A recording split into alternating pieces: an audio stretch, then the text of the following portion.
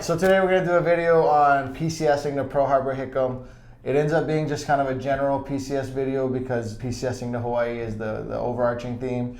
So we're going to reference our previous PCS videos that we've done. We're going to link them in the show notes for sure, but we're also going to probably reference and bring up some clips from those. We're going to talk about quick tips that might be important for you to know if you're PCSing over here. Some of our most frequently asked questions we get from PCSing clients: shipping cars, shipping pets, cars, schools, registering your kids for school, registering your car. We just had an active duty client yesterday who spent 6 hours at the DMV and came here pretty upset to sign his loan documents, not with us, but with Hawaii. How to save some money in that process. And we're gonna talk about which neighborhoods we might suggest, which ones I would choose to live in if I were gonna be working and stationed at Pearl Harbor. And I would say those neighborhoods are probably, they're the ones that the PCSers are already flocking toward. We'll lean into it because it's kind of the area and the direction that a lot of people go in or have already decided to go to when they come to us with their PCSing questions. So we'll talk a little bit more about those today. Lastly, if you're a +1, so if your spouse is the civilian or you're watching, you're the civilian. I'm no longer active. I was a reservist for quite a while. I understand what my wife went through just following me around and trying to get a job, and is it worth it to get a job? So we're gonna get into that.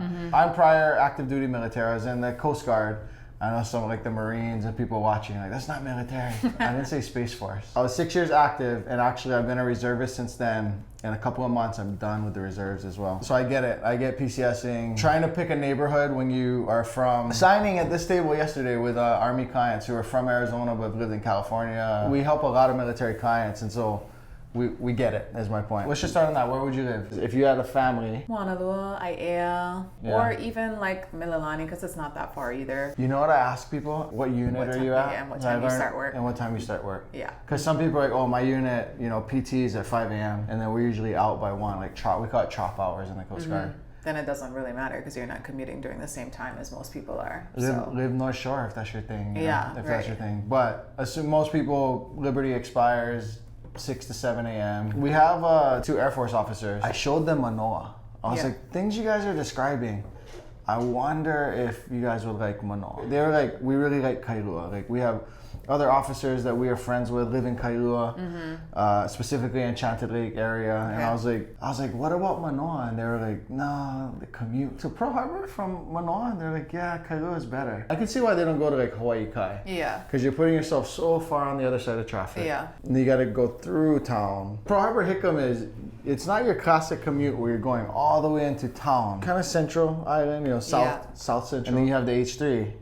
So you can live on the east side, jump over the mountains from the east side very easily. Not a lot of places would be that bad for Pearl Harbor. Joint base Pearl Harbor Hickam. It wasn't that when I was a kid. So my dad worked at Hickam and we lived in Eva. But you know, my dad is that old man. Like he would wake up early in the morning, 4:30, leave the house 5, go get a box lunch. So he had breakfast and his lunch already. Yeah. Read the paper for 45 minutes in the break room, you know. Yeah. I don't know, Eva Beach traffic, Kapolei traffic, I would avoid it. But if you want that big, nice new home. Yeah, that's not as difficult a challenge as say somebody who has to commute into downtown Honolulu for work. Like that's a real difficult challenge. Am I willing to sit in that traffic from Eva Beach all the way to downtown is like, can be crazy.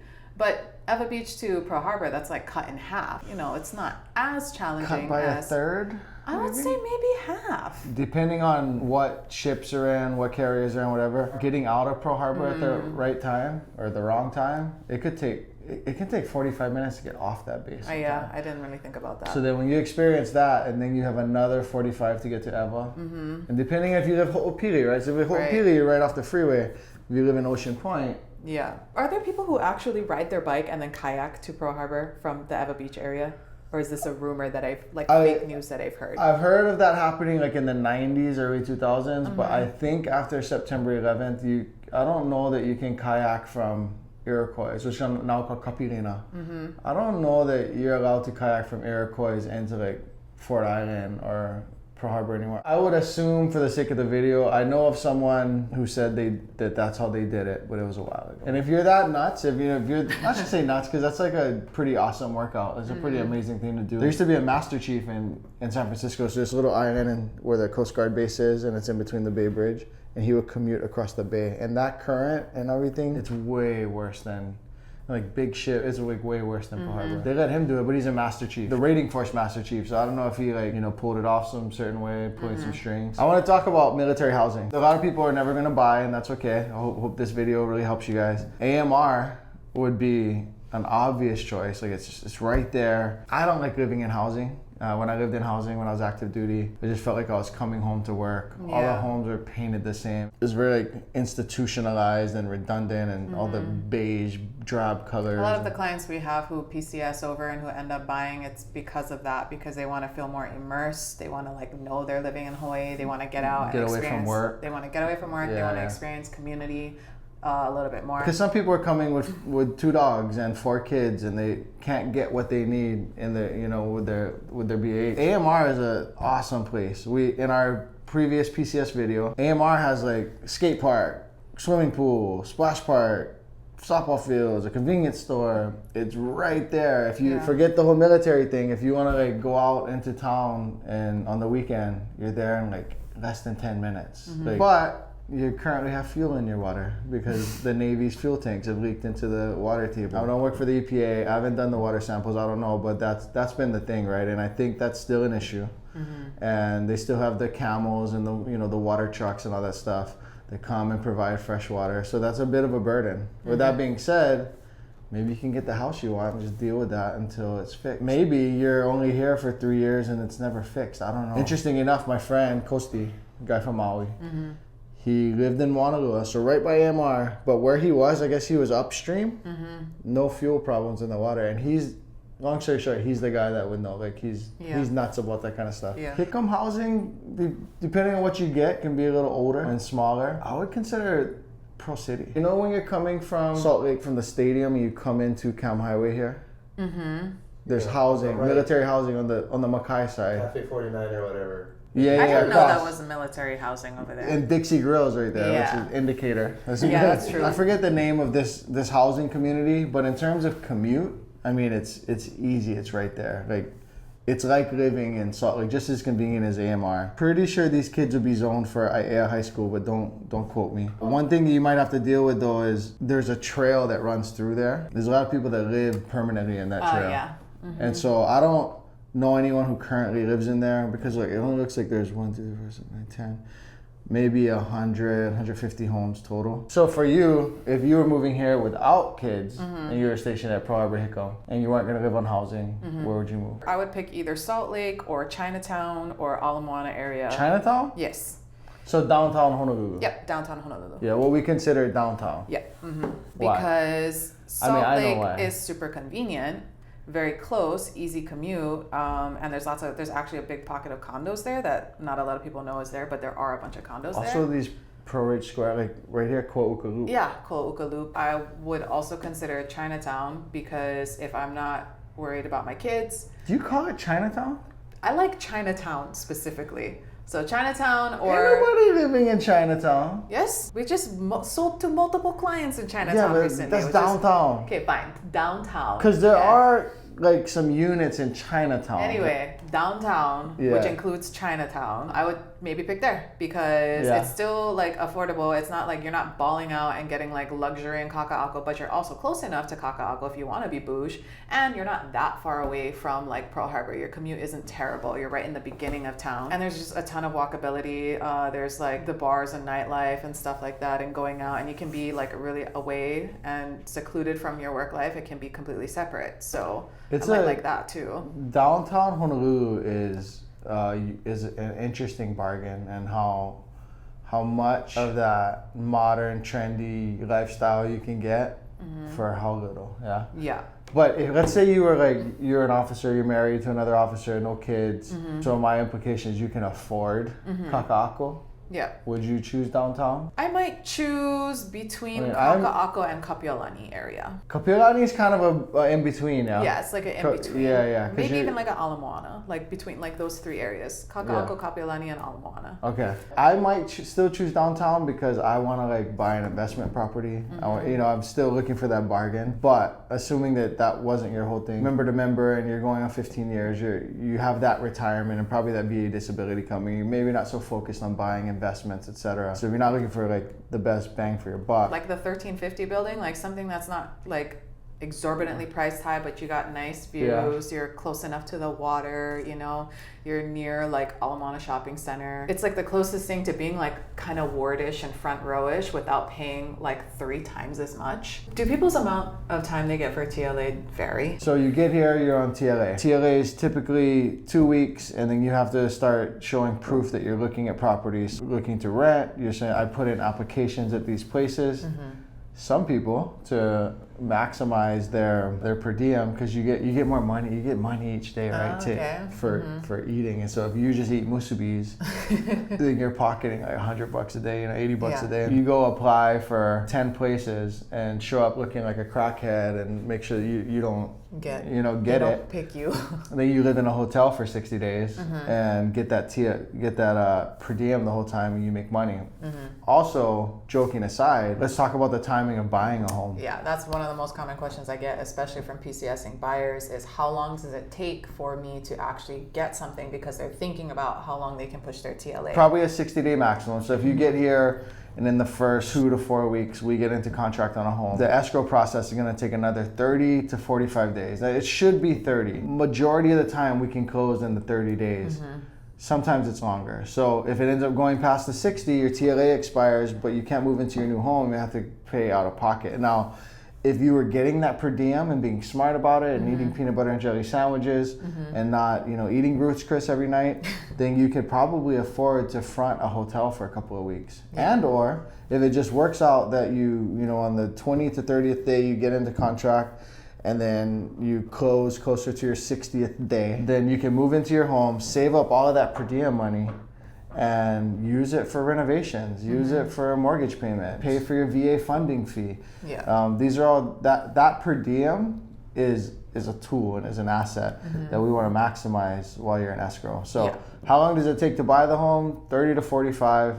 So assume 2 to 4 weeks of searching and then 4 to 6 weeks of closing. So to like basically answer that without like getting into too much detail, if we're hyper focused, we can accomplish it within the 60 days if you wait till you land here. However, another option, if you want to make sure that you're not extending or going past your TLA, your 60 days, would be to start the process virtually before you get here, which a lot of our clientele does. Probably most of them do it that way. I was just going to say more than half, or we say the majority of our active duty military clients purchase before they get here. Yes. I can see why active duty members are like, we're not super married to the house. Yeah, we're going to be here 4 years, Yeah, so. And even if we keep it for 8 or 10, like home is Nebraska or whatever, right? Yeah. So before COVID, it was even uncommon for military members. It wasn't very common.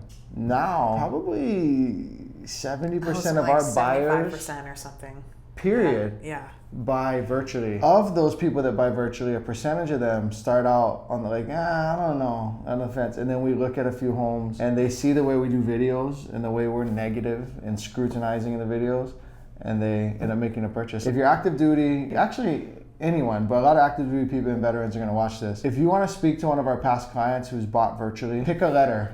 Pick J and I'll introduce you to Jane and Johnny or whatever. Pick M and we'll introduce you to Megan, right? We'll introduce you to one of our 100 clients that have bought virtually. You can ask them how the experience was, if the home was what they thought, if it smelled the way they thought it would smell, if the neighborhood was the way they thought it would be. If that's something you're considering, talk to some of our past clients. We'll make that introduction. Yeah. I would want that. I'm the type of guy that would ask that if it weren't offered. A lot of our virtual tours will send over to give you a feel of the neighborhood. So, real quick, here's a sample of one of those videos for you to look at. You can have a drastic difference in style of home from your luxury beachfront on one side and then directly across a complete tear down. But there is always the possibility to have sort of a mixed bag as far as what your neighbors and your direct neighborhood's going to look like. Our most asked questions from our PCSing clients, give you a few quick tips that are going to be helpful if you're thinking about or if you're going to be stationed here next. If you can fly Hawaiian Airlines, fly Hawaiian Airlines.